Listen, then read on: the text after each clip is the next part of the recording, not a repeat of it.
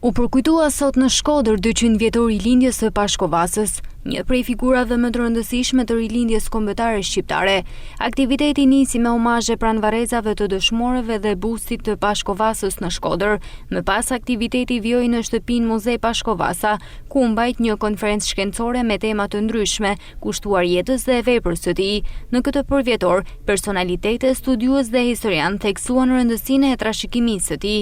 Feja e shqiptarit është shqiptaria, synon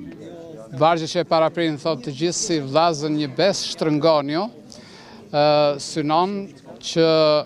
burimet e shenjtërisë që ka Shqipëria, që i ka të fuqishme, po i krahasoj me burimet e lumenjve, që janë burimet fetare të krishterë myslimane, duhet të sintetizohen dhe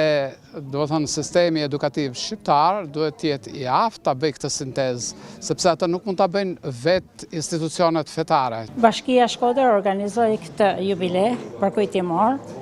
në kujtim të tij, të veprës, të emrit edhe të familjes së Pashkovasës, trashëgimtarët të cilës ende jetojnë dhe janë sot prezent bashkë me ne, të Omoj Shqipni, të cilën besoj se s'ka shkodran që s'njehet krenar, me mesazhet që mbeten gjithmonë aktuale për shqiptarinë, nga thirrja e parë Omoj Shqipni,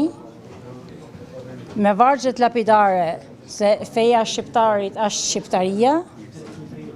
dhe në përmbylljen mesazhin e fortë për çdo shqiptar kudo ndodhet, të vdesim si burrat që vdiqën motit, e të mos marrohna përpara Zotit. Drejtori i Drejtorisë Rajonale të Trashëgimisë Kulturore në Shkodër, Helidon Sokoli, u shpreh se kjo ditë duhet të shërbejë si mesazh për të gjithë për ruajtjen e trashëgimisë kulturore dhe memorjes historike të qytetit. Këto banesa nuk janë thjesht memorie historike e qytetit, janë disa muze, institucione muzeore, sepse përbëjnë një ansambël vlerash arkitekturore, etnografike, por dhe lidhen edhe me personalitetet dhe figurat njohura të qytetit tonë dhe të historisë Shqipërisë. Në këtë ditë të shënuar,